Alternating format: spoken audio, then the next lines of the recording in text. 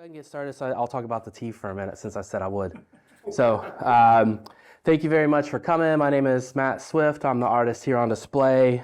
Thanks to Ohio Art League for putting this together. We're showcasing every few months some of the board members from the Ohio Art League because we don't often get to show our work, so you can see the kind of artists that are helping run the league for everybody, the members that are here across the state.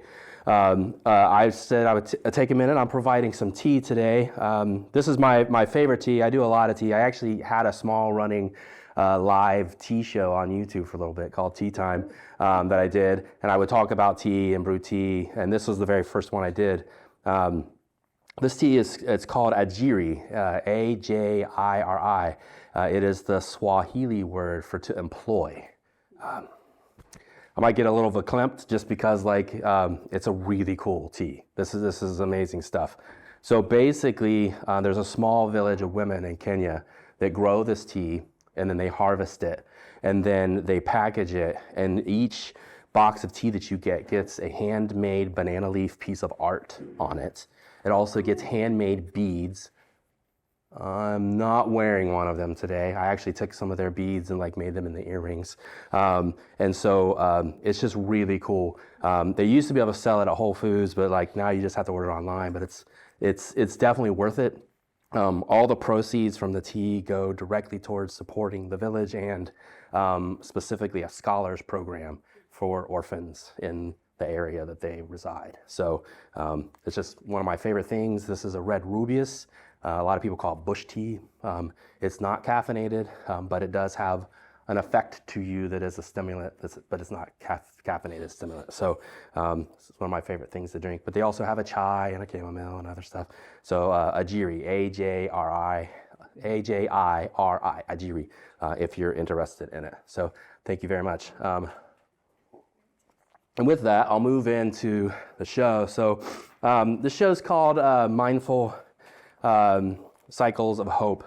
And one of the things I was going to do at the opening was actually do a small tea meditation. I don't think I'll take the time to do that today, but if I would just ask you all quickly, with whatever drink you have, the tea or the wine, if you could just quickly just take it in kind of both hands and kind of hold it up to your nose and just close your eyes and just take a deep breath in for me.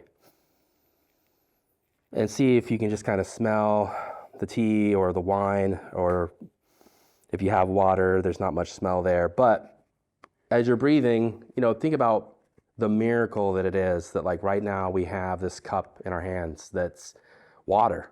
Where did this come from? The water that exists on this earth is the water that's always existed here. It doesn't go away. It's the same water that exists forever.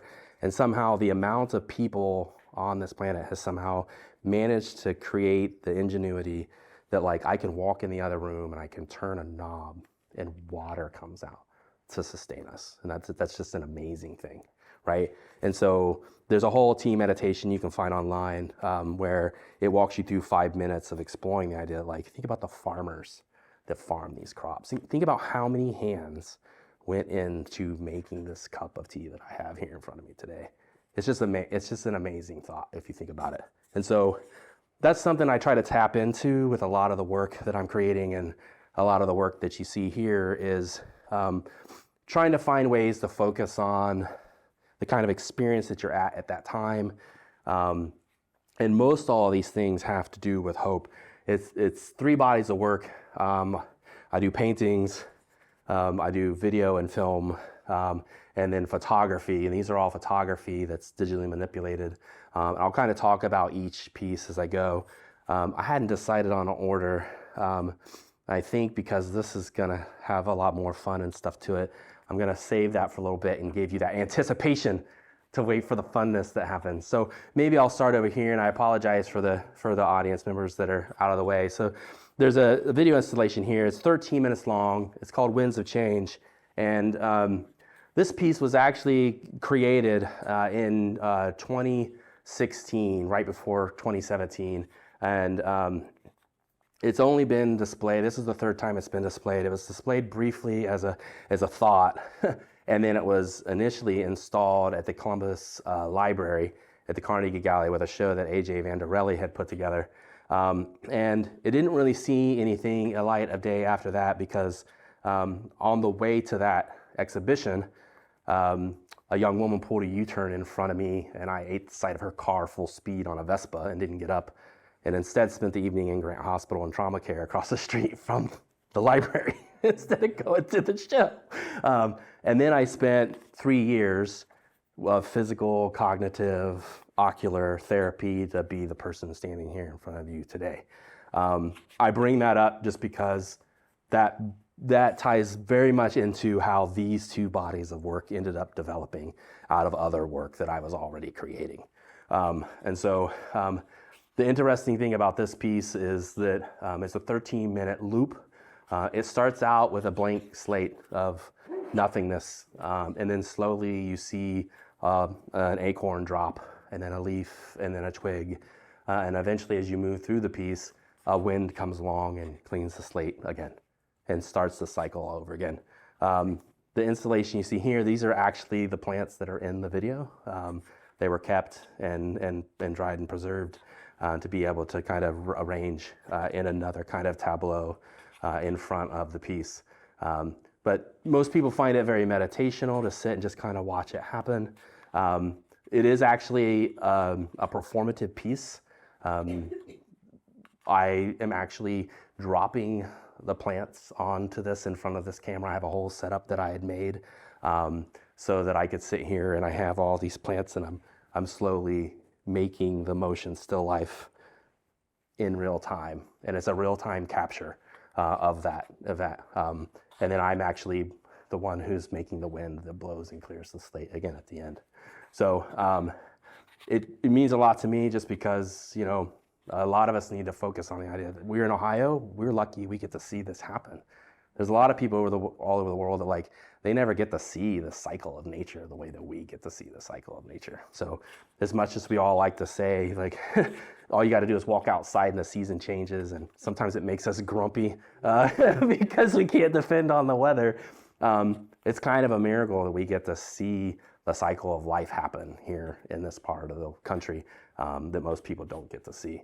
So there's a part of that in this piece as well. And anyway, the wind is starting to blow. So I'm just going to take a second and let this actually happen. It'll take just like 15 seconds.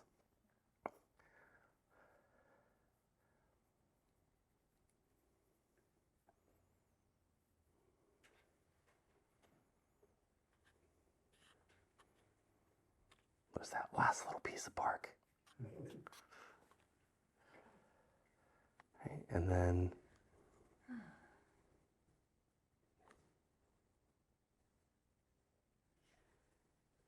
here it comes. Boom. It starts all over again. So, yeah. So I've been practicing meditation and stuff for a long time. I had a pretty serious injury when I was in college too, that led me on workers' comp for 4 years. And at that time, I went through a set of biofeedback, which was a meditation practice to basically control pain throughout the body and muscle tension and things. And the main thing that they tried to teach me to do was to raise the temperatures of parts of my body. And I was too young. I was in my 20s. So learning to meditate to the point that you could raise the temperature of your finger from 82 to 96, after a year, I was getting to 93. It was really, really hard. And yeah, the doctor I worked with explained to me that it's the Western mindset that does it. He would go to conferences all over the world, and they had this really great game set up as one of those old magnetic hockey football games where you the magnets would push the ball towards one goal or the other, but they found a way to hook it up to actually neuron sensors that you could wear as a hat. And they would have two people who were meditators sit. And the more relaxed you were, it sensed it and it pushed the ball towards the other person's goal. So imagine the idea of trying to compete at relaxing. And he said, Westerners lost every time. We have just no way of understanding how to compete at not competing. It's just we're not built that way. We're not taught that way. And that's part of our makeup. So it's a really hard thing. luckily, I've been part of a group with Ohio State University. I help lead a meditation like every week for the last 4 years. It's been very helpful. It helps me with my practice that I do, and helps with these pieces. So I'll kind of move on to the second set here. So this is a set of series that I have. I've been building this for a long time. It's evolved in several different ways. I actually brought some show and tell. So originally, I have a kind of a minor in Asian art history. I helped digitize one of the now largest Asian art history databases in the world. It's the Huntington Archive at Ohio State University, and in my undergrad. And so we spent a lot of time with Buddhist and Indic artwork, and one time I was in Chicago, and we were just riding the L train, and I was like, oh, it's so cool. The architecture looks so cool out there. And so I put my phone up and I captured the train ride. And it was so awesome to see how like your perspective distorts when you're passing, just like a parking garage. The lights, the way they collapse on each other and then they re-expand on each other. And then I started making these video works, just trying to explore this, like what does this compression of perspective mean? And then I decided, well, I want to think about the geometries of this. What if I rotate it on itself? What if I move it into X space and Y space and Z space? And so that I'm then creating a kind of perspective distortion as well. And for a long time, there was a whole series of video pieces called City Lights and Rural Colors, where I went to landscapes and did video and captured motion through spaces. But then after the accident, that became a little bit more difficult. But one thing I wanted to do, which is a big part of a lot of my work today, is that every piece that I make is kind of an exploration of trying to make sure I can still do the work physically, because I have a lot of limitations that get in my way sometimes because of the injuries and other things that I've had going on. And so eventually what I decided to do is that holding a camera is hard work. Me and Nikki, we do a lot of film work, and I need to keep that skill up as much as possible. So I developed a thing where I would go find a landscape and I would take a camera and explore just my feet in the frame and do like anywhere from a 20 to a 40-minute walk just through a space. And those became videos. I've done it in New York and other locations. And so like eventually I decided, well, the stills of them are so interesting. If you go to my Instagram or any other place, you'll see all these stills of all these geometric shapes. And so, like, here's one. This is actually a park. It's not Central Park. I can't remember exactly what park it is. I'd have to look it up. But like, this is one of the pieces that come out of it. It's like a manhole cover kind of brick layout that was happening in the middle of the park as I was walking, basically shooting camera down at my feet, capturing like it was a 35-minute meditational walk through this park. And so I have a whole series of these that are just much more based on the landscape that I went to. In Knox County, there's an amazing park called the Ariel Foundation Park. And they basically took an old factory and they created in this huge landscape. A real funny thing is the beams for this factory actually came from it's like the 1895 World's Fair, which is the same World Fair that the kinetoscope, like the very first film viewing technology, was introduced by Edison. So it's super cool that some of the beams are in the park, mangled and into the ground as sculptures. But they took this old smokestack and they put a spiral staircase that goes all pretty high up. It's one of the tallest structures in Knox County. And so I did a thing where basically I did video of my feet as I basically climbed this massive smokestack. And so this is one of the pieces that comes out of that video. And then another example real quick is that we were lucky enough to go on one of the adventures with Michael Reese to Cuba to make a documentary of the experience there. But of course, when was I ever going to get back to Cuba? So we both tried to find ways to make art while we were there. And there's this huge thoroughfare that runs from Old Havana to New Havana called El Malecon, and it's 8 lanes that moves right on the seaside. And so I decided that we basically walk from one end to the other, shooting my feet as I walked on the Malecon. So I have like a whole series of these from Cuba as well. There's a video and then these stills that were produced from it. Eventually I decided that, the video thing is great. I'm still gonna do that, but like, life and time and being able to travel to places, the pandemic, like all these other things that happened that just kind of got in the way, made it very hard to continue that work on a real basis, a permanent enough basis to be able to like feel like I was producing work. And so eventually I decided, well, I want to start focusing on making something pretty as part of this too, because I was also making some video work that was a little bit more aggressive and political, and even like one of the first renditions of my painting was like a very aggressive statement about the ex-president. And so like I was making some very so I need to make some art that's like pretty, it makes me feel good when I make it. And right around that same time, literally, so the day after I had my scooter accident, we closed on our first home. So, sorry, it's a whole lot of stuff.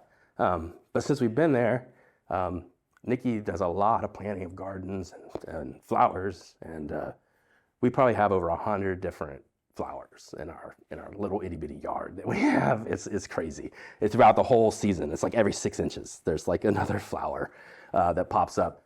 And in that, I decided, well, what's the best thing to do? I said, walk out in my backyard and start photographing flowers. And it's so great. I go out there and I talk to the flowers, and I'm like, oh, how you doing today? And I get my camera out and I spend time with the flower, and it's very mindful moment to sit and relax and explore the nature that's there. And so I'm now developing a whole series of prints now that's using the same principle of the sacred geometry shapes, but using native, well, not always native to Ohio, but they grow in Ohio plants. And so everything you see here is actually it's a photograph that I took of a plant. So I know that this one off the top of my head is lungwort. And this is, I think, pink phlox, lamb's ear. So I have to look at this and try to read it to tell you the rest. But I have a whole series of these. I actually have another series that's going to go up at St. Stephen's that I'm installing like next Saturday. So St. Stephen's Episcopal on OSU campus. There'll be a series of these, and then also some paintings that go along with it. The biggest thing that most people ask about this is that, oh, it looks like a kaleidoscope or a mandala, or like they have some popular terminology that they talk about. And there's something very unique about these that I usually like to explain to people, is that this is using a mathematical principle called geometric pathway. The difference between these kind of sacred geometries that you see online is there's kind of there's a lot of things that you could explore, but there's 4 basic ones. And the first 3 have to do with mirroring. There's mirroring, which is an A-B mirror. Most people think of like the Doves Cry video from the late 80s, or some other videos where basically like you're seeing like the left side split and then repeated on the other side, right? So that's a basic A-B mirror. And that can be repeated in a number of ways, but then you move into things called like a kaleidoscope. And kaleidoscopes tend to be diamond or triangular shaped, but they're still mirrors, right? There's a single shape. You're not seeing a full shape. You're seeing a portion of a shape that's then reflected and then repeated and reversed on itself. And it's typically around a central location in some way. And then there's more advanced kind of fractal, which is when maybe the central location isn't as important, whereas like there's this mirroring that happens that's moving around spaces in different forms and breaks based on shapes that you're trying to define. Geometric pathway is actually a little older in its idea, and it's more original because of the idea of mirrors didn't really exist at first. The geometric pathway is actually very old. It's been around for thousands of years, and it's some of our first ways of representation of space and thinking about space from more like an omniscient point of view. If you look at old Native American kind of tribal beadwork, if you look at stuff from Tibet, from some of the cradles of where civilization formed, you'll see beadwork and other work that has most people today would say, oh, that looks like pixels on a digital display because there's these rectangular beads that happen. But, you know, because they were limited to that shape, they would create these repetitive shapes, and they would do it based on flowers, on plants. There's this pair of sandals that's amazing I've seen. It's the hearth of their house. And so it's when you look at it, you don't know what it is, but after you hear about it, it's basically like 4 chairs and then the fire pit that's in the middle of their home. And this thing is ancient, this pair of slippers. And to think about, you know, at some point in time, 2,000-3,000 years ago, no one had a quadcopter. No one was in the air with a drone. No one had they could probably look off a cliff, I guess. You could look off a cliff and see below what perspective looked like. But artists were finding ways to make beaded work that represented a view from the sky, looking down upon themselves and the world that they lived in. And it's just such an amazing thing. And so that's where really a lot of this comes from, as I'm kind of trying to tap into that myself, this idea of looking from a perspective outside myself in a rotational pattern that takes an item I have and kind of distorts it through space and time to create something different and unique that represents it. So I have a whole series of these. You can find them online. These are all, is a very unique printed technology too that I do. So these are all printed on actual primed canvas. They're not on printed canvas. And they are unique prints. Like I cannot replicate any of these prints more than once necessarily. The printer kind of takes a role in the process because it's canvas. It's not. Printable canvas has a structure to it and a vinyl structure that you can kind of replicate that pretty close, 98% usually. Whereas with this, like there's a ton of variables in this to take a sheet of canvas and run it through. You know, there's a little bit of a painter kind of technique to it as the droplets hit. And then I hand press and mount all these to this board. This is a very standard display that I do. So sometimes it's fun to show them in a row.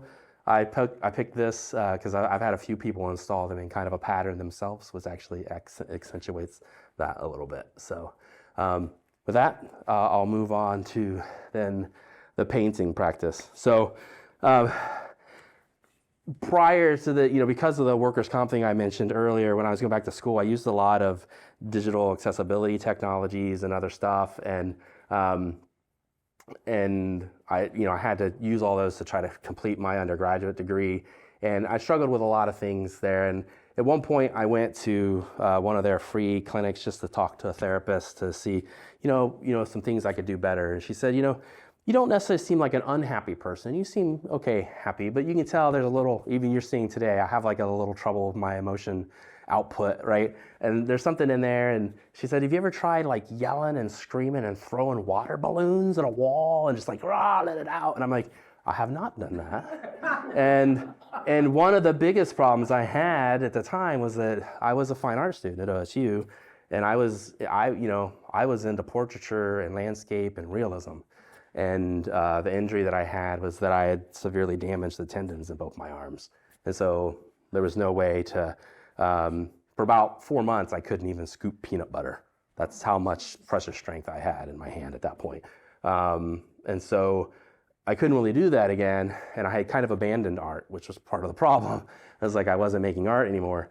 And I was like, well, what if I put paint in those balloons and I hung something in front of me and I threw it at that? And she's like, oh, that's amazing. Actually, I've not heard anybody say that to me before. You should try that. I would basically put out canvases, and, you know, I was going through all that meditation stuff at the same time too. So you'll notice with my painting specifically, almost every paint I have is named after a song. And it's because like this song is A Place in the Sun by Stevie Wonder.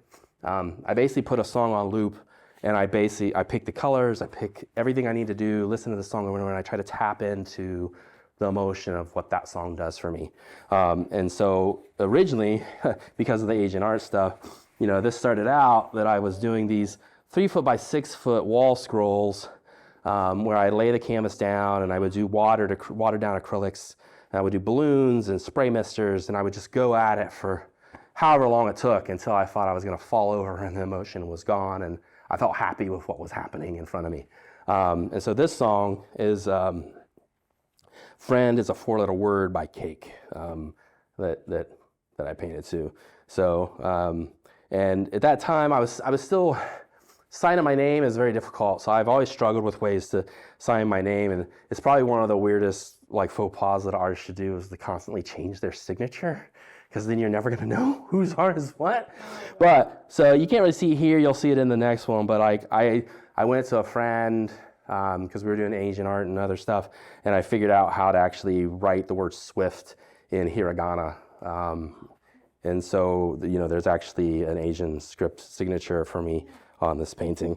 I kind of developed this, whole mount it to a dowel and finish it off. They all have an orange tie at the top. Like, I don't know, I'm very strategic in once I come up with this is exactly how I'm going to do it, that's how I'm always going to do it, at least for this set of things. So they all have the same orange ribbon at the top.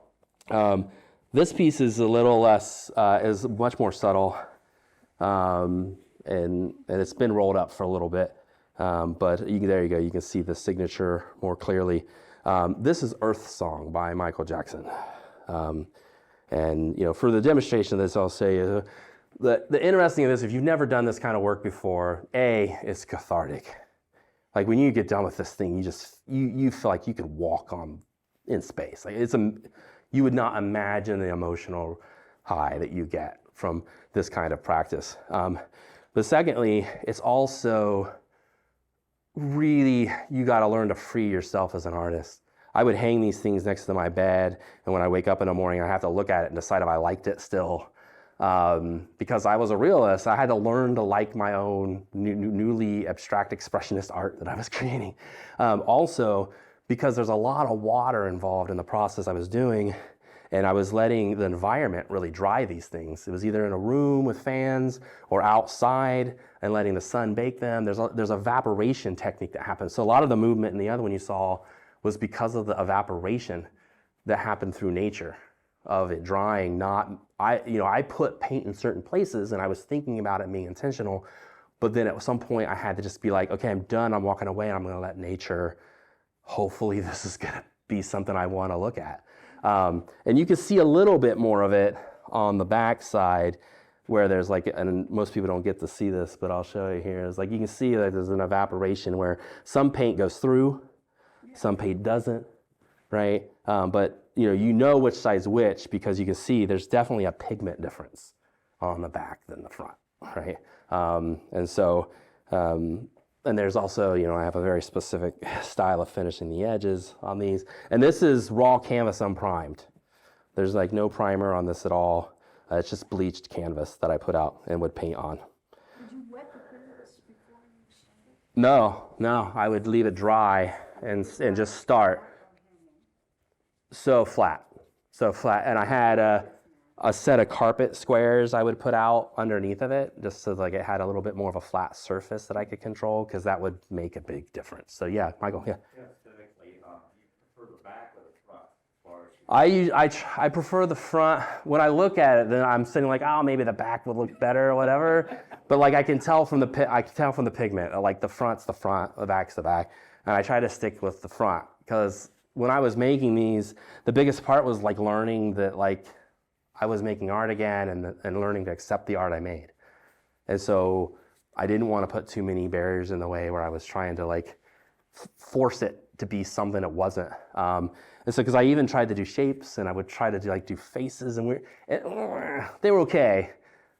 I wasn't ever completely happy with them because I was trying to implement too much control over it instead of just the idea of this abstract expressionist movement where you just kind of learn to be involved. So that's where that started. And these are from the early 2000s. This is 2003 to 2005. And so it's just acrylic? It's acrylic and water, yeah. So, I've dabbled in a few other things since then. It's a long road. We don't really have time to cover all that. But eventually, I had this idea that robot vacuum cleaners were coming out, and I was I use a lot of assistive technology. I was always trying to find things to help me paint in new, unique ways because holding a brush is really hard for me. And so I was exploring all kinds of little gimmicky toy robots and other stuff. And after the scooter accident, I decided like I really needed to try to develop something to get back into it. And I needed to be painting because it was so good for me emotionally. And, these paintings, I would dance around the canvas to the song. I love to dance. Dancing is a big part of what I love to do. And I decided, I have all these exercises I need to do. There's yoga, there's stretches, there's all this stuff I need to do. So I need to find a way to incorporate all this together because if you think about the time in the day, right? You got a job, you got to eat, you got to sleep, you got to exercise, you got to paint. I got to find a way to put some of these together in a box. It's like I'm doing all this at one time. And with that, I was like, oh, well, is there a way I could combine my exercises and meditation and other kind of stuff in with some art practice? And I had been thinking about all these robot technologies. And so then one day I was like, I love to try to explore what you can do with a robot vacuum cleaner. And Aldi's happened to have this brand that they had purchased and rebranded called Cobot. Theirs is called iHome. And they were like, barely $100 for these at the time. So I have 3 of them. This is actually art number 2. Usually I clean them because, but this one was part of this painting, so I thought it would be perfect so you can kind of see the bottom. It is a fully functioning vacuum. The only thing I do is there's a filter basket. I put extra media in the filter basket so that if paint comes through the vacuum part of it, it kind of gets sucked up by a medium instead of going into the suction part of it. But it's completely fully functioning. And I'm just gonna go ahead and go because it's been a while since they've run. I charged them. I figured it'd be fun. And you can see they have different movements. So part of this process as I was developing this artwork was that I was trying to find a way to learn how these things work. And because after I started this process, I did a few paintings and I had to figure out what medium was gonna be best. I started with acrylic. Oh my gosh, acrylic. It dries like plastic, people know this. Getting acrylic out of a vacuum is almost impossible. Art 1 has like a whole big skewer of acrylic still stuck inside of its main brush that I'll never get out. It's permanently part of it. So I eventually landed on tempera because I could clean it and work with it much easier. I landed on using triple primed canvas because I could lay it flat and I could work with it and stretch it. I have a reverse frame that I've made. So I stretch it onto a frame that's like, 6 inches tall, 6 to 8 inches tall, that then I can get inside of with the vacuum and paint. Because I was exploring this idea, I decided that, I should sign up for a show. And I signed up for a show at Fresh Air Gallery, which is Artists in Recovery here in town. And I managed to get a solo show. I had several of these prints that were there. And then I had a series of paintings that were all in the 5 stages of grief. And it was based on the 5 stages of grief because what I decided as I was doing this is that I was exploring making circles and different kinds of marks. And as I did it, nice, that's perfect, awesome. I just love them. They're so funny. As I was doing, I figured out that writing words as a mantra was actually like really fulfilling for me. But then also it created very unique marks on the canvas that they looked a little bit more random and moved towards the randomness of the vacuum at the same time. And so I have a whole series. Those are going up at St. Stephen's, some of those. But what ended up happening too is that because I was using words, I suddenly was like, hey, I'd like to do these live in front of people so they can see what they're like. So at Fresh Air Gallery, this is about a 90-minute painting that was done using people in person and online. And it's all words about mental health. So every mark of the paint is me with a bottle of paint writing a word that someone gave me in a color. So like suicide, PTSD, depression, all of those words onto this canvas while the vacuum moves around it. And then I also move around and do exercises and yoga and meditation and other stuff, perform kind of on the canvas with it. And you can see here, I decided very early on, my very first one of these was done. It's like a big one. It's 6 foot by 6 foot. It hasn't ever been displayed because it's so big. But I did it up in Northern Ohio as a performance. And I I couldn't decide how I wanted to sign it. And right there in the moment, I was like, I think what I'm going to do is I'm just going to do the palm of my hand. I'm going to put paint on my hand, and I'm going to look at the piece. I'm going to go, what's top, what's bottom? Done. That's top. Boom. Canvas. And so then all of them have a different colored handprint. So like certain ones of them have yellow, and those are the stages of grief. These are performance paintings. This one has blue on it. And so this is that one from Fresh Air. I'll set that down for a minute so people can just kind of see it. I think it'll fit right there for a second. And then during the pandemic, we were always trying to invent ways to still work with artists and do things. And ACPA here in town, Arts College Prep Academy, Nikki was working with several of their artists there to do some talks and workshops. But with the pandemic happened, that had to move online. So she created a whole mechanism where they were coming in and performing live. And I was lucky enough that it was so good. They were like, can more artists come? And so they invited me to come and do a painting. And so this is like a good hour and a half, similar idea, but this is Words of COVID. And so these are the students of ACPA online, their parents, their families, other artist friends I know, people who were there in public. And it's just an hour and a half of writing the word. That's okay, it just gets stuck. It's a vacuum.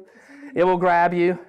And so basically every mark on the canvas is also that.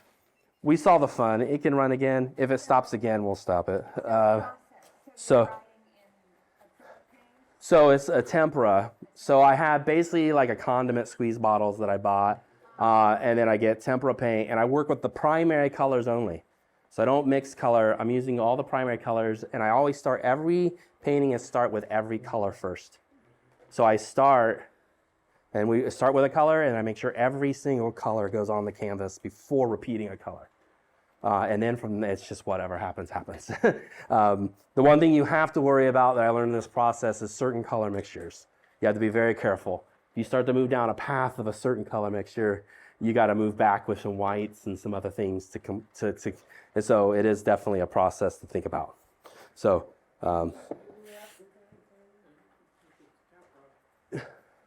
repeat the question. Do you seal the tempera? So there's a spray matte finish on it, and that's the most I do, because tempera it can be chalky after drying, but if you go too far over, you can fog it. So I decided I'll do a spray matte UV on it, so that way you almost can't tell it's been sealed, but it's not going to dust and chalk off the way tempera might do. Yeah, Michael.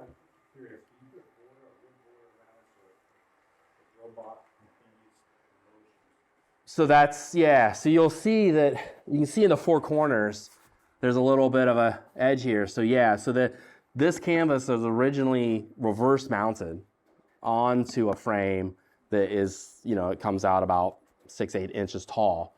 And that way, while I'm in the middle of it standing on it, and the robots can running on it. And so it tends to not hit the corners very much. And so that's how you get that kind of shape that happens. But yeah, it runs on the canvas in the middle. So that'll be a much better question and answer when we get to this.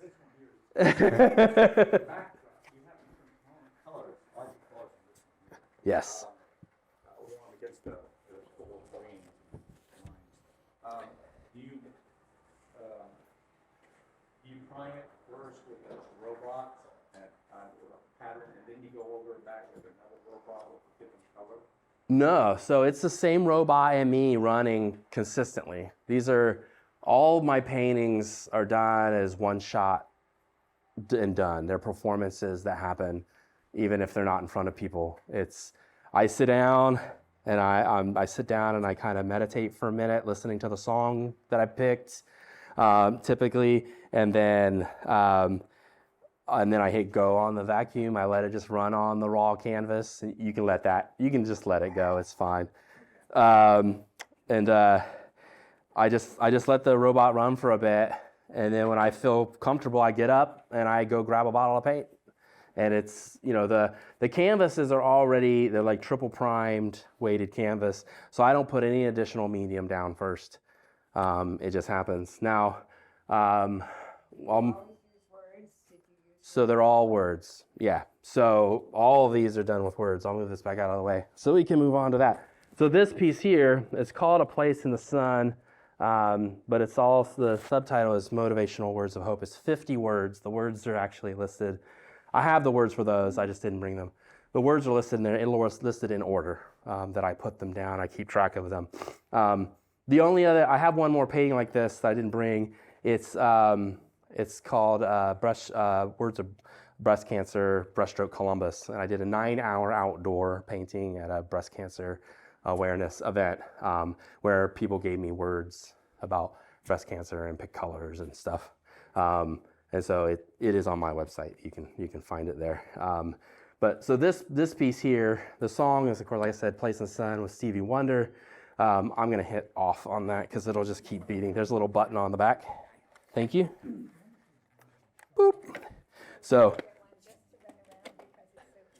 right? Yes. They are cute. It's totally fun. One time I kicked it. I try not to like get in its way. And one time I kicked it across. I was like, oh, I'm so sorry. I was like, what am I doing? It's a vacuum cleaner. Jeez. But you get attached because like it takes me like a good 30 minutes to clean it out after a painting. And so like you're like watching your kid or a dog or something, right? You got to take care of it. Yeah. Yeah, we bought one for the kids. One of those things, $1,000 back in time. Yeah. And they used it for a year, and it's been laying around our house. Yep. I was thinking about turning them on and running around the house because they just don't get any use sitting down on a shelf if I'm not painting. So, and I like this model too because there's no bells and whistles. There's nothing extra to it. There's a little basket you pull out, you dump, you put it back in. So, so for this piece, so how this came about is that these are big 4 foot by 4 foot or 6 foot by 6 foot paintings. And I wanted to find a different kind of display way of doing this. And so this was really an experiment, is like, can I do this on 16 panels instead of on canvas? And so I took the panels together and put my frame down that I would normally use, and then I had to put shims in and just to lock them tight so that it seemed like a single canvas, so that the Vovobot would run over it so I wouldn't trip and everything, so that I could do the same thing. Now, this is just straight on panel. There's no primer under it. It's just straight on the wood. This is, again, it's Words of Hope, and it's all done to that song, A Place in the Sun. And this one kind of came about because I realized I needed to get back to painting again, because during the pandemic I was going through a lot of different stuff, and I grew up as a singer, and at one point we've been married, me and Nikki have been married for almost 25 years now. And I don't think a day until this point had gone by that she had not been like, oh my God, Matt is singing again. Like, and the car comes on, anything, it doesn't matter, I'm singing. And then at some point, like I didn't sing a word for 9 months. Like it just, something had gone wrong. And I realized it had gone wrong and I needed to do something about it. And I was like, well, painting always works, right? So let's go to painting. So I made a whole plan and I got this together. I was going to do it, and I picked a song that there was no way in heck if I listened to that song for an hour and a half that I was not going to try to sing it, and it was going to be the most excruciating experience possible. And for 30 minutes, it very much was. It was me like walking on this canvas, just, like trying so hard to sing and like put down words and all this stuff, and eventually the painting started to take shape, and that's really what got it. It's like the painting started to take shape. And then suddenly, like, I felt like I could sing to the song, and like things had broken, and I had managed to get over a hump. And then I continued on for like another hour and a half. It's like 2 hours of like moving around this canvas, doing poses of all different kinds. And I mean, all kinds of poses. I mean, I meditate in the middle. I'll do yoga poses that are kind of suspended in air, so the robot can run under me or around me or through my legs. I move back and forth on the canvas and dance. And then I have a very specific pair of socks that I did not bring. I thought that might be weird. It's like, here's my painting socks. But like I have toe socks that I wear it's like a glove. It goes on all your toes, but it has a very specific patterning to them. That's like a weaved patterning. So if you get close to the painting, you actually see all these paintings because I'm on them. At one point, there's a shift that happens where it's all additive. It's all additive structure to the paint. But then at one moment, suddenly it becomes a 50-50 exchange where I'm adding, but then I'm also taking off. And part of that is the socks. If you get up close, you'll actually see there's these like very specific kind of very thin line marks that you're like, whoa, is that like one brush technique or something? Like you wouldn't know how that mark was made. And I'm telling you right now, it's my foot going. And then like pulling the paint up. Because of the socks, no. And that's why the socks became a part of the process. Because it gets slippery and you're like sliding your feet, paint. That doesn't make a good pattern. Yeah, right. Your paint is everywhere. Like, so also part of it is that it's very strange. I don't know why I did this. But so I actually wear these painter suits. I have 4 of them that I've used. They retire once the split in the thigh becomes too unbearable to use anymore. Because it happens when you're doing yoga and these things, they're not really built for exercise. Eventually you get a split. But basically this is, so it's a hood, right? Yeah, I am all over this canvas. Yes. Not stuffing them. I actually thought about splitting them and mounting them like butterflies on the wall. And having a whole series, right? I think this one's really good too. I think this might be the first one. I think this is the very first suit. It actually held out really good for several paintings that worked really good. So, right. It's hard, you have to see the video to see. I march on the canvas. I create very specific patterns and I'm walking and doing stuff. And that all comes out of the meditational video stuff where I would meditate, walk through things. And so I would create these patterns and do stuff. And so, yeah. So that's, a place on the 50 Words of Hope. I hope to be doing some more of these paintings soon, eventually, but now that I'm going to have a handful of them out of the house, maybe I can find time and space to maybe make 1 or 2 more and explore some other topics. But with that, I'll go ahead and kind of leave it there and then open it up to any other questions that anybody might have. So yeah, go ahead. Moving back over here. Yeah. We talked about space and time Mm-hmm. a lot, and I appreciate that. I just wonder, after your space and time that you are taking the photographs, moving to when you put them in their unique designs, Mm-hmm. what are the emotions at those different times in the different spaces that you're in? Of course. So usually, to be honest, this is like my relaxation artwork. And if I'm feeling something's up, I'm taking a camera or my cell phone or whatever, anything I can find to make an image, and I'm going and finding a plant and I'm photographing it.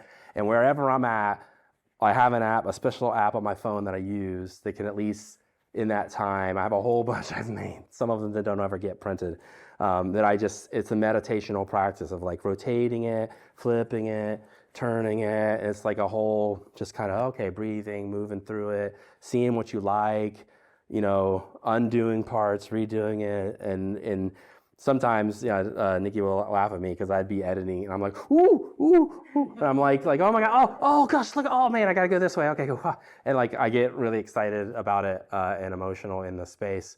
I'm trying to think about how to address some of the other kind of time, space things.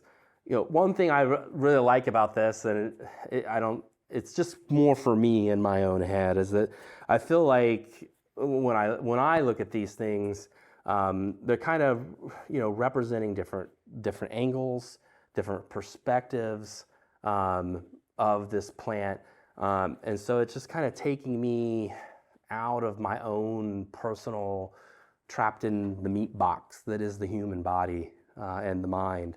that like we can't do. You know, if there were 4 of me standing around a plant, great, right? We could get up, but like that's not possible.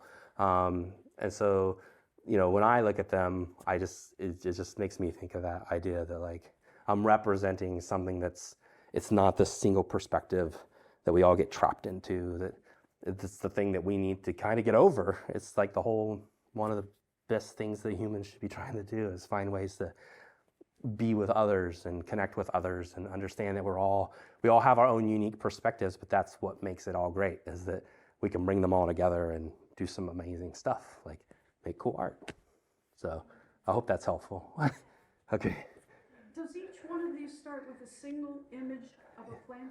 It is a single image, and I would tell you that even though I said like multiple perspectives, that's just kind of in my head.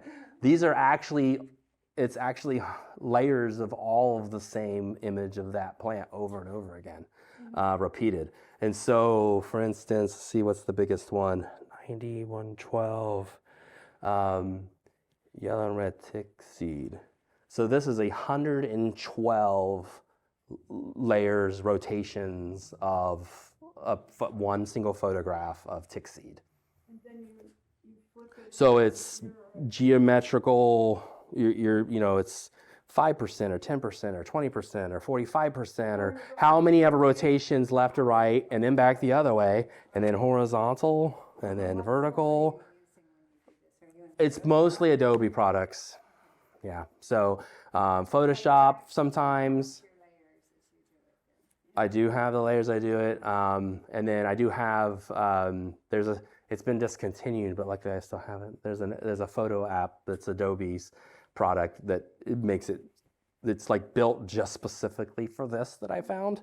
But like its rotation features are 10 times even easier than Photoshop, so it makes things a lot easier to do. Yeah, Michael. Yeah, you put them on canvas, just a pair of canvases. Can you try to do it like enamel or? So I thought about that, and if you were here at the Thumbbox show, you'll notice that I actually did try to print some on glass, and that turned out pretty well. The thing right now, like I have an archival pigment printer that I got a grant for a handful of years ago, and that's what I use to print these. And people always like to see them bigger, and the issue with that right now is that I can go to 12 by 12. I can't go any higher than 12 by 12 because then I would need a bigger printer. And I was a sign printer technician for 4 months in a 5-state radius. No printer in their right mind would let me do this to their printer. They would not let me just put raw canvas in a printer because of the way the printers work. It could gum up the heads and create problems. And so I have been giving thought recently to finding a way to get at least a slightly bigger printer so I could get closer to like 18 or something like that, or 24. But I haven't explored. I thought about metal and stuff.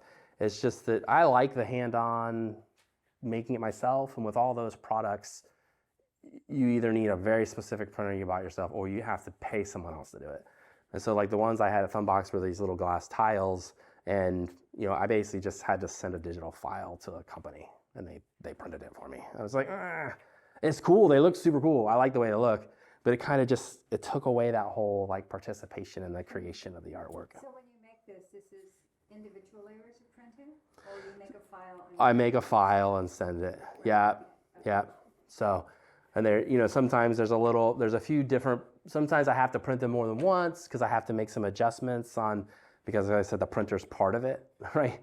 And so as you're communicating the file to the printer, it might not come out the way you wanted, and so you really gotta be friends with your printer and clean it and take care of it to get the stuff like this to work. As an abstract artist, I hate it when people look at my art and say, oh, I see a dog and a person and blah, blah, blah.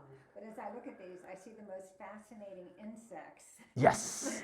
No, that's totally cool. There are some that are so cool. You get insect shapes. I don't remember what it was, but there was like, and you can see it all over because, of course, it's repeated. there's like angel kind of like winged creatures, human shapes.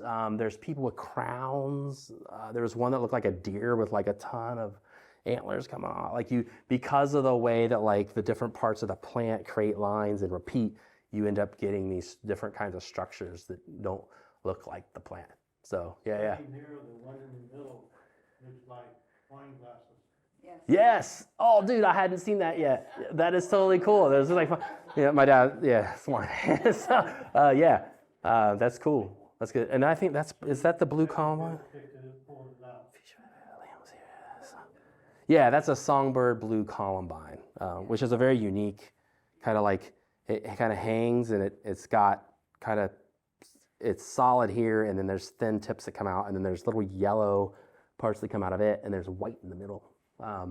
So it's very, you got to close up. You got to get really close up. This one is actually very close up. I had recently, for a present, I gotten like a really, like a macro 8mm lens that like, basically the glass on the lens is like the size of a dime. And it's got about 1/4 of an inch focal range. And you have to be within about 6 inches of your subject. So that's actually almost like a microscope look of a leaf on a lungwort. You can see all that's happening there is actually the hairs of the leaf. If you didn't know, leaves have hairs. Like if you get that close, there's pores, there's hairs. It looks like green human skin. Like it's so wild to see it. You're like, whoa! It's so crazy how this all looks like everything else you wouldn't even notice because it's so small. So. That one would really benefit from being. It would. Because you could really appreciate Yes. the detail in it. Yes. So I have plans to try to get there someday, but I hadn't really moved to smaller until I participated in the OAL thumb box, and I went to 6 inches, and I really liked the 6 inches. I decided that 4 inches is too small because then they kind of just look like mosaic tiles that you put in your kitchen. Yeah. So they really have to go bigger and not smaller.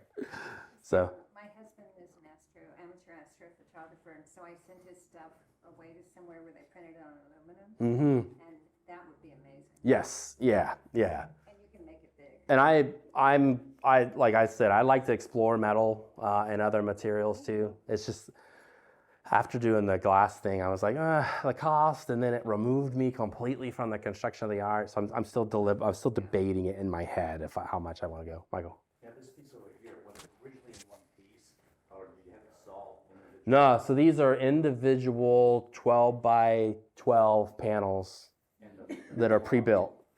Okay, so the robot, And then I pressed them all together in the frame so that it was one painting as I was painting it, but I knew that I wanted to split it apart and kind of display it in a different way to kind of change the structure. So, yeah, Brent. What I'm finding really interesting is watching the photography and the painting and how they have a relationship, how they come together, and you see them as siblings almost. Yeah. There's the controlled randomness of photographs, which have such a geometric shape in the kaleidoscope, but it's still randomness of the turn, and you are freeing yourself. You are controlling it, but you're freeing yourself of what the image is. Same thing with this. I mean, the similarity in process, but this one is a little bit more random than you've let go of full control. You put your input in, but you're not in control. And I love that, and I love the relationship between the two, and how this does reflect in that, and that reflects into this.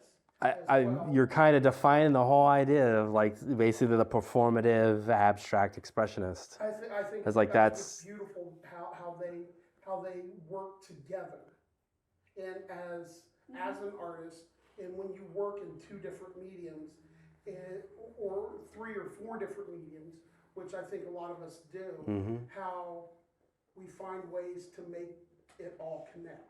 Yeah.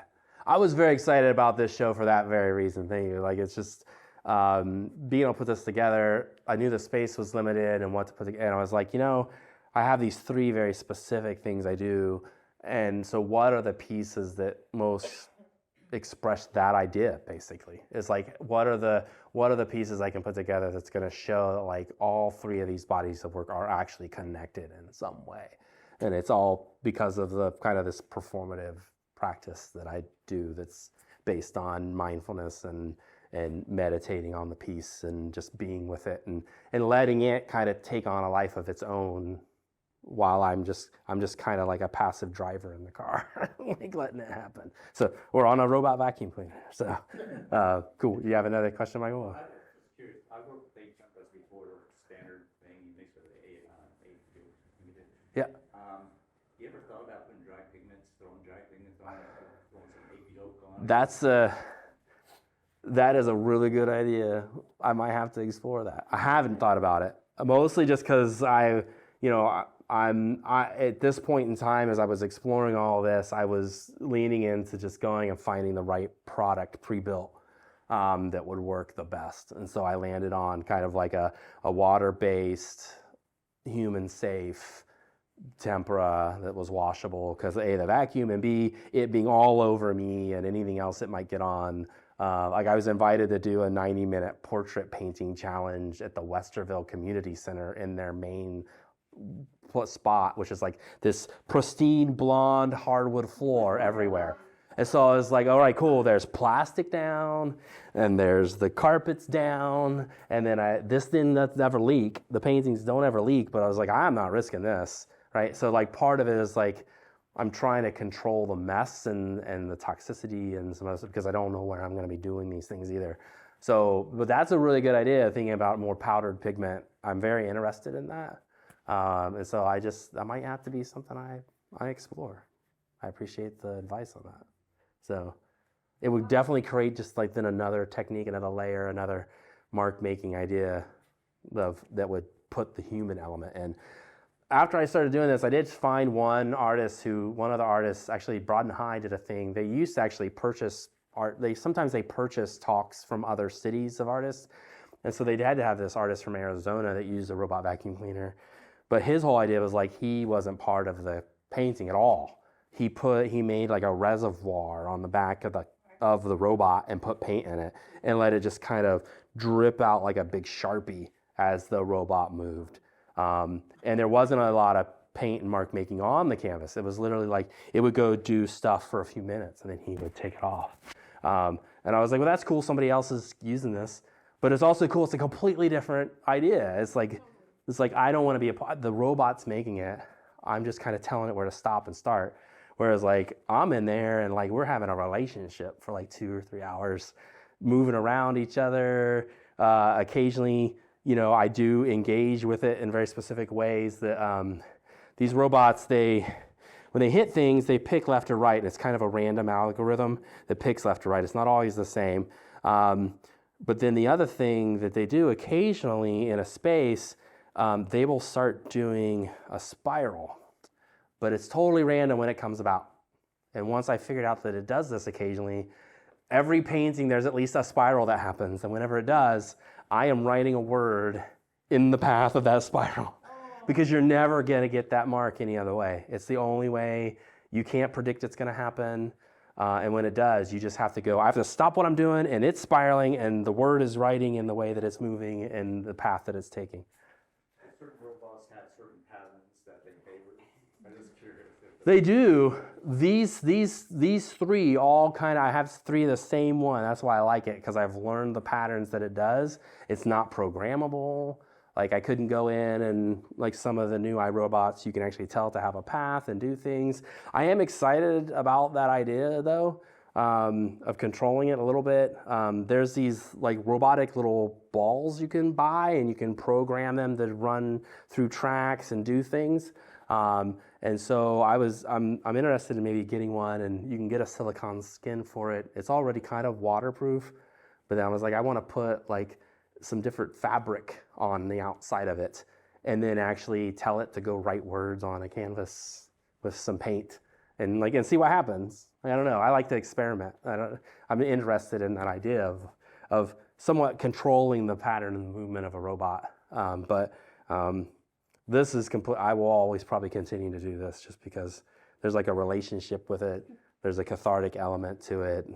It's just, and I call them all art. Just it's like assistive robot technology, and so I got to give them a name. And we were debated for a while. I was just like, I think I'm going to go with art because it's a name, but it's about art. And then it also stands for like assistive robot. Like, so like, oh, I'm just going to go with that. And it's art 1, 2, and 3. And so I keep track of who's who. Art 3 doesn't get as many uses. I feel like it's the last child. It's the end child. I don't have children, but it's like, you're the third child. So you don't get as much attention. Sorry about that. Art 1 got all the attention. There's like paint everywhere. So Art 2's got paint somewhere, and then Art 3's just got just a little bit of paint. So As they get older, art one will disappear. exactly, right? Yeah. Art 1 has got to retire. Things are not working as well, and it'll slowly pick up, right? So, and then there'll need to be some other vacuum probably because I won't be able to get these anymore.